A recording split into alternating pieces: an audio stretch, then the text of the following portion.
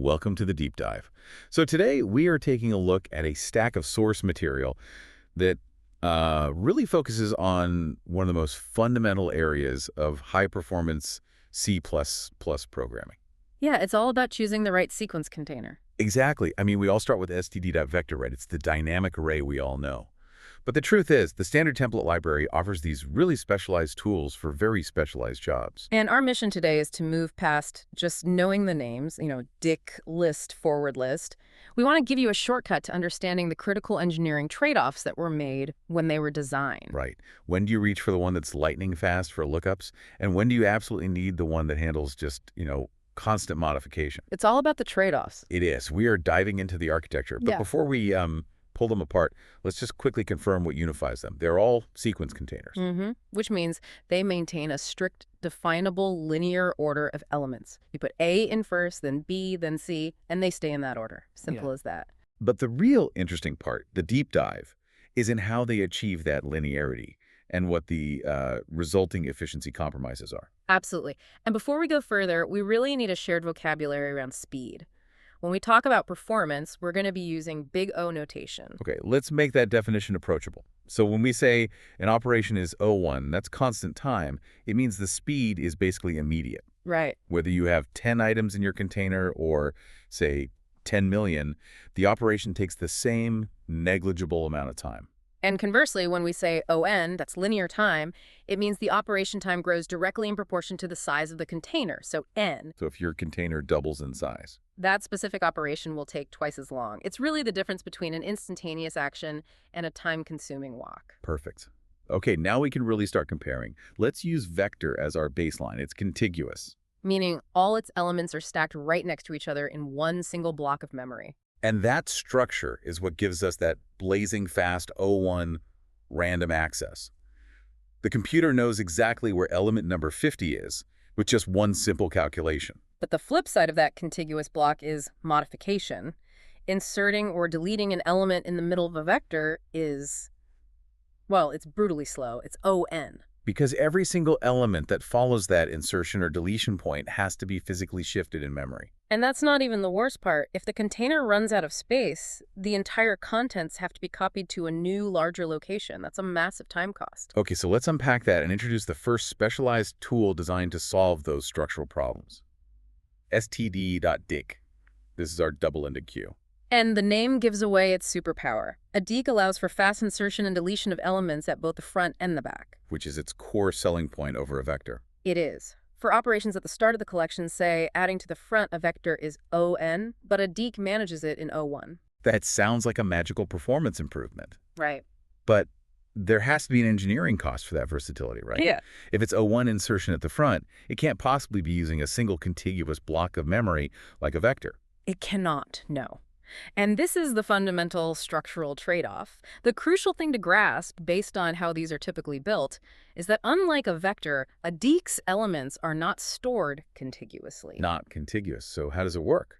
Well, a deque manages its data by maintaining a sequence of individually allocated fixed-size arrays, we can call them chunks, and it has a master map, some bookkeeping, to keep track of where all these chunks live. I like the analogy of a filing system here. If a vector is one single expandable filing cabinet that you have to physically move if it gets too full, a deque is more like a series of smaller, separate cabinet drawers, the fixed-size arrays, spread all across a room. That's a great way to put it. When the deque needs to expand, it just allocates a new drawer, a new chunk at whichever end needs to grow. So no big move. Right. This non-contiguous design makes expansion dramatically cheaper than a vector because it never involves copying all the existing documents to a brand new bigger cabinet. So if deque avoids the massive copy cost of expansion and it gives us O1 speed at both ends, why isn't it just the superior default choice over vector? This is where the depth of our source material becomes really key. It comes down to the nuance of random access. I mean, both vector and deque offer O1 random access, but here is the critical difference. In a vector, accessing element requires one simple pointer dereference and an offset calculation. Okay, one step. In a deque, you need two. Two-pointer dereferences. Explain the cost of that. The processor first has to look up the master map, that's dereference 1, to find the correct fixed size array, the chunk that holds the data. And then? And then it has to dereference a second time to find the element within that chunk. So while the mathematics still holds that this is O1 time complexity, the constant factor is significantly higher for a deque. This isn't just theory, right? This has real implications for hardware performance, specifically the CPU cache. Absolutely. When data is contiguous, like in a vector, the CPU reads one piece of data and the hardware anticipates that you'll need the next piece. So it loads adjacent memory into the fast CPU cache. That's cache locality. Cache locality, exactly. And it provides these massive real-world speed boosts. A deque, with its disjointed chunks of memory, frequently forces the CPU to jump to a new, distant memory location, which results in a cache miss. And a cache miss means fetching data from the much slower main memory. Right. It's a subtle time tax that can make a deque practically slower than a vector for intensive read operations, even though, mathematically they're both O1. So the structural choice non-contiguous memory makes insertion and removal cheaper, expansion cheaper, but it taxes your lookup speed because of those cache misses. Yeah. And you also mentioned a memory drawback. Yes. The flexibility comes at a cost of the base memory footprint. A deque needs a large minimal memory cost just to maintain all that internal bookkeeping. The master map, the pointers. The master map, the pointers to the separate chunks, all of that exists even if the container is nearly empty. Okay, so to summarize deque performance, O1 for access, but a slower O1 than a vector. O1 for the ends. Right. But if you try to insert or remove in the middle, you're back to linear time, ON. You are, because elements within those chunks still need to be shifted around. That pretty much covers the dynamic array alternatives. All right, so let's shift gears completely. We've seen how deque tries to sort of cheat the system by becoming semi-contiguous. But what happens if we throw out the rulebook of memory locality entirely? And prioritize only modification speed. Right. That's where we hit the linked lists. We're transitioning from fixed arrays and memory locality to individual nodes and pointer manipulation.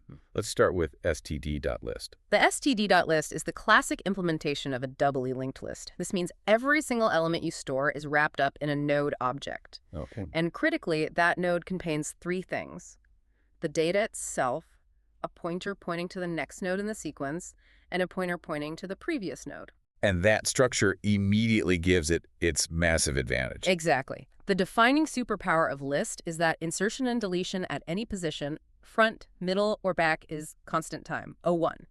This is a monumental improvement over vector and deque's costly middle insertions. Describe the process. I mean, why is it so fast? Because you never shift the actual data elements in memory.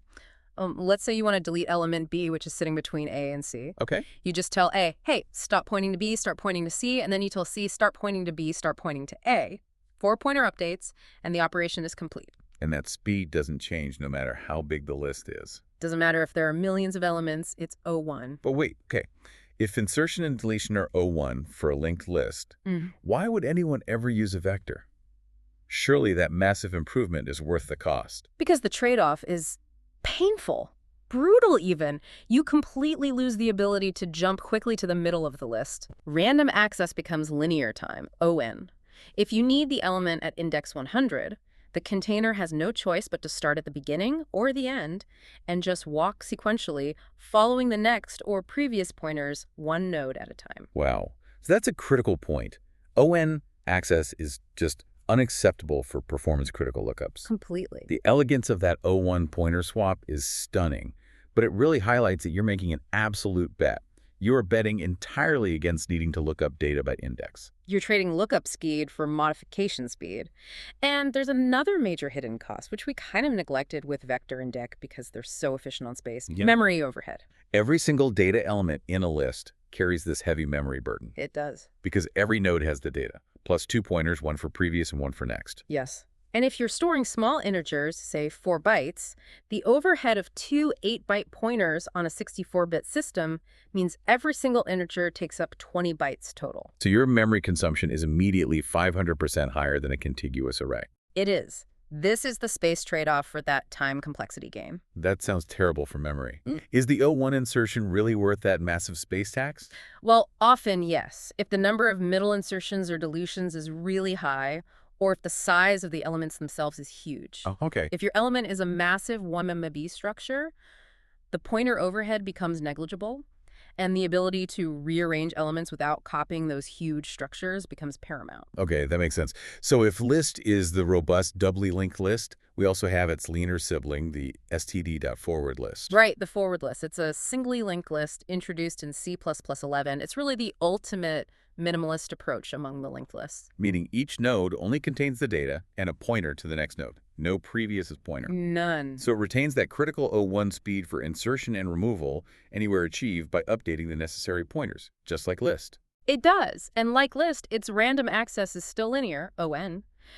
But by ditching that previous pointer, it gains back some of the memory efficiency that list lost. It's the most memory lean of the linked lists. That answers the question we posed earlier then. Yeah. Why the extra pointer in list? It seems like forward list is just better if you save the space.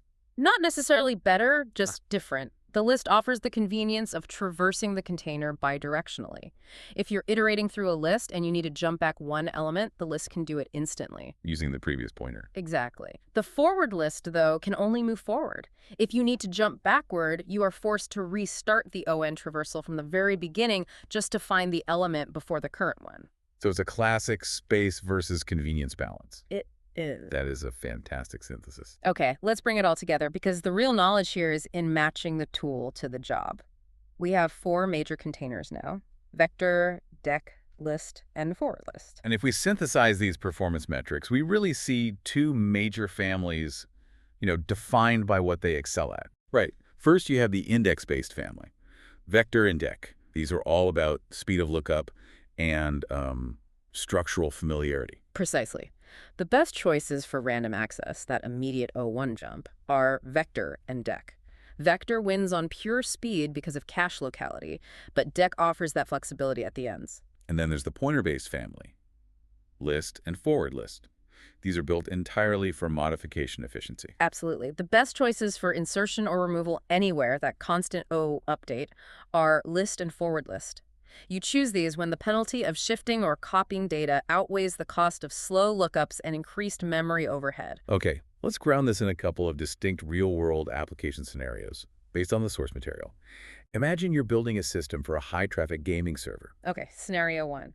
You're maintaining a highly detailed indexed list of player inventory items. Players are constantly checking items, searching for them by ID, and the inventory doesn't change all that rapidly. Only when they loot or sell something. Right. Since the operation is read-heavy and requires frequent, fast lookups by index, you absolutely must prioritize O1, random access and memory locality. You choose a vector, no question. Okay. Now for scenario 2, consider a system managing complex financial transactions. You have to process thousands of items per second, constantly inserting new entries in the middle of a sorted queue based on priority, and then deleting them when they're processed. But you almost never look up transaction number 50 directly. You just iterate and update. Exactly. This is the perfect niche for a linked list. The operational need is high-speed modification, frequent insertion and deletion in the middle of the sequence. If the elements, the transaction records, are large, you choose a list or a forward list. Because that O1 insertion time completely dominates the performance profile. It does. It makes the ON lookup penalty basically irrelevant because you just don't do lookups very often. Yeah, and finally, let's revisit that example from our source material, the overnight oats programming problem. This simulates a process where items are constantly being added and removed from both ends of a sequence. Like processing a queue from the front and the back at the same time. Right. That is the quintessential deque problem. You require constant time of 1 speed at both the front and the back. A vector fails because of those slow front operations. A linked list is probably overkill if you happen to need indexed lookups, and it also carries that significant memory overhead. So the deque is custom built for that. It's custom built for that double-ended constant time access capability, despite its slightly slower O1 access factor compared to vector. So what does this all mean for you, the listener? The takeaway here is that choosing the right container is not about picking the best one overall. It's about matching your operational needs. Are you prioritizing reading data or are you prioritizing modifying it? Exactly. Match that need to the container's underlying structure. That structure determines all the trade-offs. And we'll leave you with a final thought to mull over. We established that both lists, the doubly linked one and forward list, singly linked, offer that critical O1 insertion and removal speed, but list has that extra previous pointer. which we noted gives it the convenience of bidirectional traversal. Right. So the structural question for you is this. If you are absolutely certain you will only traverse your linked list forward, why would you pay the memory cost for the previous of Coiner? Is the small, persistent cost of that extra memory per node worth the occasional, unpredictable convenience of being able to jump backward? Or does the simplicity and reduced memory footprint of the forward list always win out in memory-constrained environments? It's a tiny architectural decision, but it's one that dictates your space efficiency for the entire lifetime of your application. Dive deeper, and we'll see you on the next deep dive. Farewell.